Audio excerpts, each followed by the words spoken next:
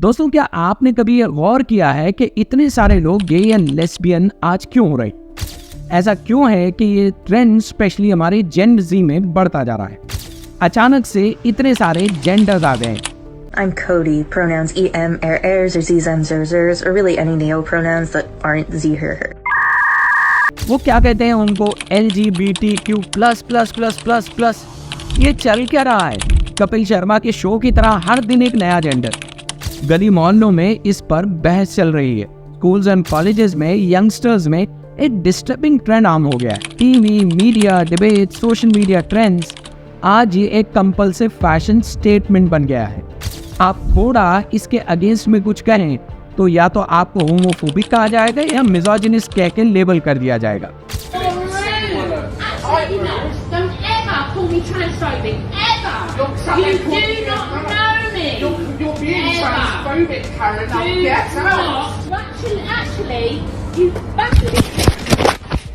आइए दोस्तों, आज का ये थोड़ा सा वीडियो लंबा होगा, लेकिन इसमें हम ये समझते हैं कि ये हो क्या रहा है, इसके पीछे क्या साइंस है, साइकोलॉजी है, मार्केट है और पॉलिटिक्स है। इन सब को आज हम समझेंगे। लेकिन आगे जाने से पहले हम कुछ बेसिक डेफिनेशंस को समझ लेते हैं। LGBTQ, इसका मतलब क्या है? L का मतलब होता है लेस्बियन, यानी औरतों का औरतों से शारीरिक अट्रैक्शन। K का मतलब होता है मर्दों का मर्दों से अट्रैक्शन। बाइसेक्सुअल का मतलब है मर्द या औरत दोनों से आपको अट्रैक्शन हो सकती है, आप सेक्सुअल फैंटेसी रख सकते हैं। ट्रांसजेंडर का मतलब होता है कि आप शारीरिक रूप से तो एक जेंडर के हैं, लेकिन आप अंदर से किसी और जेंडर को फील करते हैं। और लास्ट में है क्वीर, मतलब कि आपका सेक्सुअल या रोमांटिक अट्रैक्शन जो सिर्फ लोगों के हद तक नहीं है, किसी स्पेसिफिक जेंडर के हद तक नहीं है, बल्कि किसी भी चीज से आप अट्रैक्ट हो सकते हैं। इस बार गब्बर गे हो गया, गे। मस्त जोक मारा रे, ये हंस रहे हलकट हंस। सबसे पहले अगर हम शुरुआत करें दोस्तों तो करते हैं साइंस से। देखते हैं इसके पीछे क्या साइंस है। क्या कोई एक जीन है जिसकी वजह से ये होता है? क्या गे जीन नाम की कोई चीज मौजूद है? डीन हैमर की एक स्टडी है दोस्तों जिसने इस सब डिबेट की शुरुआत की। इन्होंने बताया कि एक्स क्रोमोसोम का एक नीचे का हिस्सा होता है जिसको XQ28 कहते हैं। इसी को गे जीन कह के पॉपुलर किया गया, पर इसके ऑपोजिट भी बहुत सारी रिसर्च और स्टडी लोगों ने कर रखी है और रिजल्ट्स इसके बिल्कुल ऑपोजिट हैं। शॉर्ट में कहें तो ये बात मान ली गई कि कोई जीन ऐसा नहीं है जिसे हम गे जीन कह सकते हैं। साइंस मैगजीन में 2019 में फिर एक स्टडी पब्लिश होती है। जीन और होमोसेक्सुअलिटी को लेकर इसको अब तक की एक बहुत बड़ी स्टडी माना जाता है। इसमें लगभग 5 लाख पार्टिसिपेंट्स थे, जिनमें अधिकतर US और UK के रहने वाले थे। इनके जीन्स को स्टडी किया गया और ये बात सामने आई कि गे जीन नाम की कोई चीज नहीं है। तो सवाल ये है दोस्तों कि इसकी वजह दरअसल में है क्या हो सकता है इसके पीछे? 1990s में नेशनल एकेडमी ऑफ साइंस ने डॉक्टर शैना स्वान को एक रिसर्च करने के लिए कहा। उनको ये कहा गया कि स्पर्म काउंट्स कम हो रहे हैं, ये स्टडी है, इस पर आप अपना रिसर्च और एनालिसिस दीजिए। डेनमार्क में ये एक पेपर था जो 1992 में पब्लिश हुआ था और वही वजह बना अमेरिका में इतनी बड़ी रिसर्च का। डॉक्टर स्वान ने सबसे पहले इस पेपर को इवैल्यूएट करना शुरू किया और जो इवैल्यूएशन में रिजल्ट्स उनके सामने आए वो बहुत ही शॉकिंग थे। पेपर का ये दावा था कि स्पर्म काउंट्स पिछले 50 सालों के कंपैरिजन में 50% कम हो चुके हैं। मगर इसमें एक बड़ा प्रॉब्लम था। इस स्टडी में डाटा बहुत ही पैची था, इनसफिशिएंट था, सिर्फ कुछ लोगों को इसमें एनरोल करके स्टडी कर ली गई थी। तो डॉक्टर स्वान ने 6 महीने लगाए और हर एक स्टडी और रिसर्च को स्टडी किया जो लो स्पर्म काउंट पर डिस्कशन करती थी। अब 1999 में उन्होंने 4 सिटीज में स्पर्म काउंट पर अपनी एक स्टडी इसके बाद में शुरू की, लॉस एंजलिस, कोलंबिया, मिनियापोलिस और न्यूयॉर्क। और रिजल्ट्स उनकी स्टडी के बहुत ही अलार्मिंग थे। स्पर्म काउंट तो सेम थे, लेकिन मिनियापोलिस के कंपैरिजन में कोलंबिया के लोगों के स्पर्म काउंट्स में 50% स्पर्म्स डेड थे, नॉन अलाइव थे। वजह निकल कर आई कि कोलंबिया, जो अमेरिका का एग्रीकल्चरल कैपिटल माना जाता है, वहाँ के एग्रीकल्चरल पेस्टिसाइड्स, वही इसकी वजह है। अब आप कहेंगे कि बात चल रही है LGBTQ की, और आप ये स्पर्म काउंट को क्यों लेकर बैठ गए? रुको जरा, सब्र करो। तो ये लो स्पर्म काउंट की जो वजह निकल कर आई वो 5 अलग अलग पेस्टिसाइड्स थे। लेडीज इससे इफेक्ट हो रही थी, गर्भ में अनबॉर्न बेबीज इससे इफेक्ट हो रहे थे, सब इससे इफेक्ट हो रहे थे। डॉक्टर्स के लिए ये बहुत ही अब आसान काम था कि इनमें से एक स्पेसिफिक कल्प्रिट को ढूंढ निकाले, और उन्होंने ये काम कर दिखाया। फैलेट्स। दोस्तों, आप शॉक हो जाएंगे ये जानकर कि ये फैलेट्स हर जगह मौजूद है। आपकी सोडा बॉटल में, शैम्पू में, लोशन में, परफ्यूम में, क्लोथिंग में, लिटरली हर एक चीज पर। यह आपकी बॉडी में स्किन के थ्रू जाता है, और ये इतनी डेंजरस है कि ना सिर्फ ये लो स्पर्म काउंट करती है बल्कि आपकी फर्टिलिटी को भी अफेक्ट कर देती है। डॉक्टर स्वान की माने तो यह हमारे ब्रेन में एक बायोकेमिकल लोचा कर देती है। हाउ अ पर्सन में परसीव एंड एक्सप्रेस हिज और हर जेंडर। अगर स्टैटिस्टिक्स और डाटा की माने दोस्तों, तो 2045 के आते आते 50% मर्दों का स्पर्म काउंट 0 हो जाएगा। If it were to continue on its present course, well, that's a difficult thing to project, of course, but just mathematically, if you extended the line, it does hit 0 in 2045. So that's the median sperm count. That means half of men would have no sperm. ये बहुत ही alarming situation है। Doctor Swan ने इसका detail analysis अपनी किताब में countdown how our modern world is threatening sperm count, altering male and female reproductive development and imperilling the future of human race इसमें किया है। आप इस किताब को जरूर पढ़िए। देखिए, जब भी कोई साइंटिफिकली या बायोलॉजिकली डिबेट करके LGBT कम्युनिटी के सामने आप कोई लॉजिक पेश करेंगे तो वो बड़ी ही होशियारी से सेक्स और जेंडर को दो अलग चीजें बताकर आपको बेवकूफ बनाने की कोशिश करेंगे। That's where the whole debate goes rogue. You were born a biological male, you were born a biological female, Douglas biological male. This is just a fact, right? No. Once you start saying there are hundreds of genders and you can identify as anything you want, you're going to end up with kids at school going, I'm a horse, and you've got to treat me like a horse. Piers, you're confusing two things. No, I'm not. Sex and gender. I'm not. I accept. They are being conflated. Biological sex is one thing which I totally accept, and so do 99% of the people in the LGBT plus community. Gender is something different. Gender identity is how you see yourself. तो आइए हम next part पर ये समझते हैं कि ये trans ideology और इंडोक्ट्रिनेशन किस तरह से होता है और कैसे स्कूल्स इसका प्राइमरी टारगेट है। Parents have had enough of the trans agenda taking over the lives of their kids. From beauty pageants to story time to the sporting arena, children of all ages are having their education and opportunities infiltrated by trans ideology. एक systematic ideology की तरह इसको sex education के नाम पर America के schools में push किया जा रहा है। I just spoke with a 13-year-old last week who said that she was confused for an entire year of what her gender was because in school her teachers, the millennials that were these useful idiots, I'll call them, that don't even understand what they're talking about half the time to the kids. These millennial teachers are pushing the pride flags in schools. They have groups that you're allowed to join, these LGBTQ whatever groups, and you're not allowed to join any other groups. You should they encourage people to join these groups and then it's just so it's surrounded. They're constantly surrounded by it, and then they get confused, and then it's a cool thing for their friends to do, and it becomes a fad. अब जरा बच्चों की ये ABCD के लिए बनाई गई इस किताब को देखिए, the gay BCs by MN Webb। ये Amazon और बहुत सारी दूसरी वेबसाइट्स पर अवेलेबल है। ये है प्री स्कूल से 3rd स्टैंडर्ड तक के बच्चों के लिए। प्री स्कूल यानी कि 3 से 3.5 साल। दोस्तों, मेडिकल साइंस हमको ये बताती है कि बच्चा 2 साल की एज में मेल और फीमेल को डिस्टिंग्विश कर पाता है, वो बता पाता है, और लगभग 3 साल के आते आते वो अपने खुद के जेंडर कौन सा है इसको आइडेंटिफाई करता है।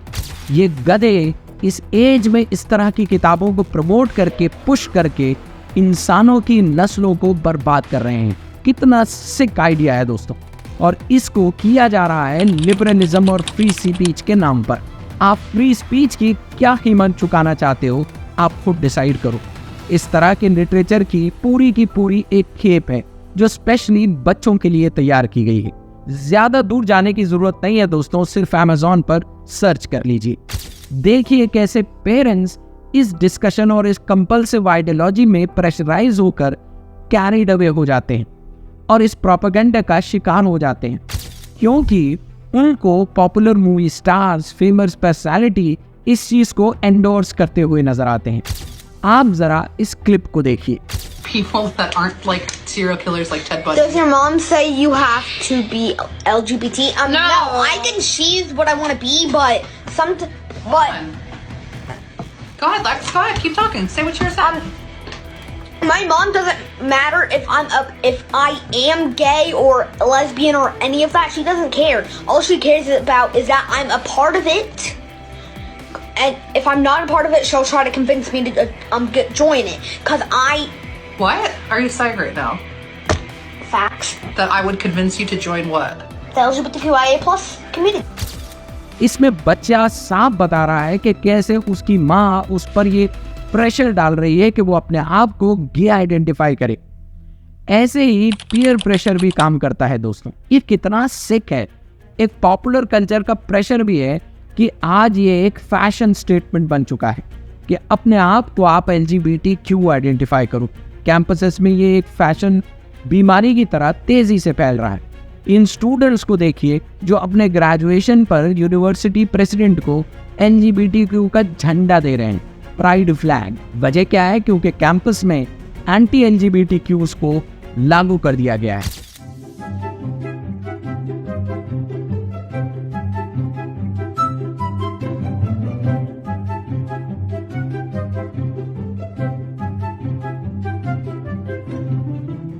दोस्तों सोशल मीडिया ने इसकी आउटरीच और प्रोपेगेंडा को बहुत बढ़ावा दिया है। ऐसे एल्गोरिथम्स हैं जो इनको और इनकी सोच को वायरल करते हैं। ट्रांस एक्टिविस्ट सोशल मीडिया पर वीडियोस बना रहे हैं जहां ये बच्चों को बिना पेरेंट्स को बताए इनसे पेट्रन पर पे करके प्राइवेट में चैट करने के लिए प्रमोट कर रहे हैं। सिर्फ एक एग्जाम्पल देख लीजिए जेफरी मार्श की।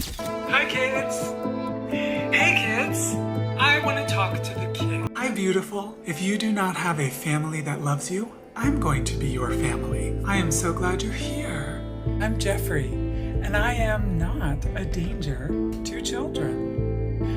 I am a danger to parents, though. I'm a danger to any parent who selfishly and egotistically insists that a child not be themselves. ये पीडोफाइल कोचिंग देता है कि बच्चों को कैसे वो अपने पेरेंट्स से अलग हो जाए, उनको छोड़ दे, आजाद हो जाए, ताकि बाद में वो इनका शिकार कर सके। What some of the classic signs of a pedophile are, how a pedophile operates and tries to groom children. Grooming children means to condition child for sexual abuse. The classic signs of a pedophile are they first try to separate the victim from their parents, because their parents are their primary protectors. Secondarily, they tell that child that the probable pedophile likes them, loves them, cares about them. And they tell them that they deserve what they're about to get. Every element of how pedophiles condition children for sexual abuse is evident in every single one of Jeffrey Marsh's videos. And yet TikTok allows this groomer on their platform. In fact, Jeffrey Marsh tells children to contact him off of TikTok on his Patreon for one-on-one coaching on how to separate from their parents. This is not just incredibly disturbing because this man goes viral on TikTok all the time. It's also the logical end. It is the same thing that I've shown you in all these other videos. The logical end of queer theory is pedophilia.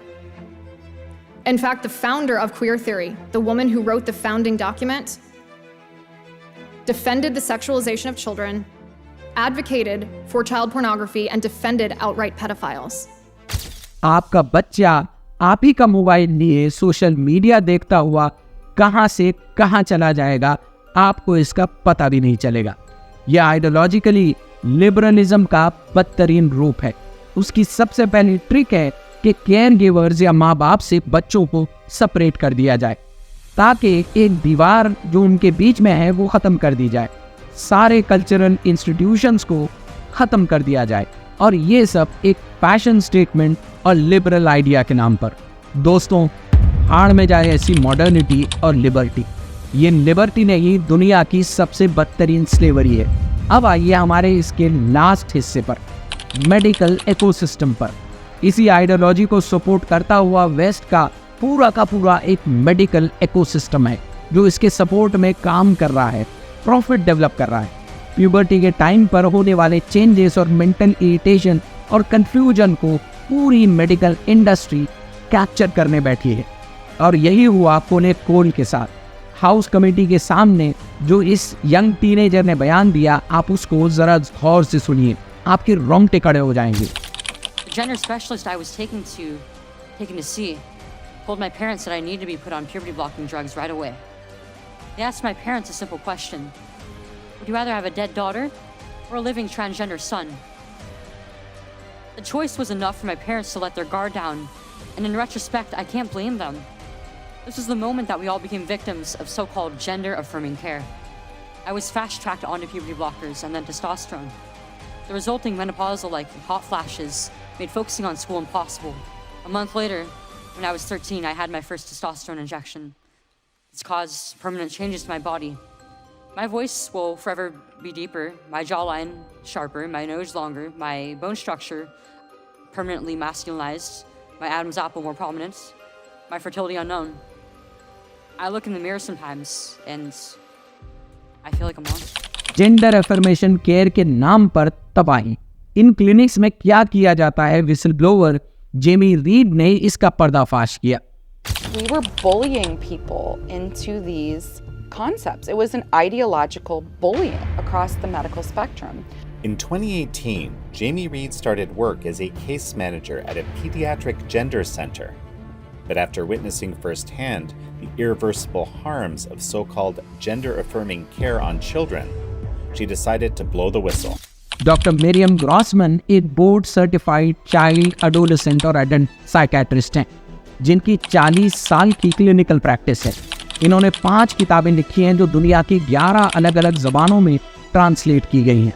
Lost in the trans nation, a child psychiatrist guide to madness. उन्होंने US house committee की hearing में जो कहा, आप ध्यान से इसको सुनिए। Their kids at risk of suicide. Regarding that point of view, Finland's gender expert Dr. Rita Kaltiela said, quote, "It's purposeful disinformation, the spreading of which is irresponsible."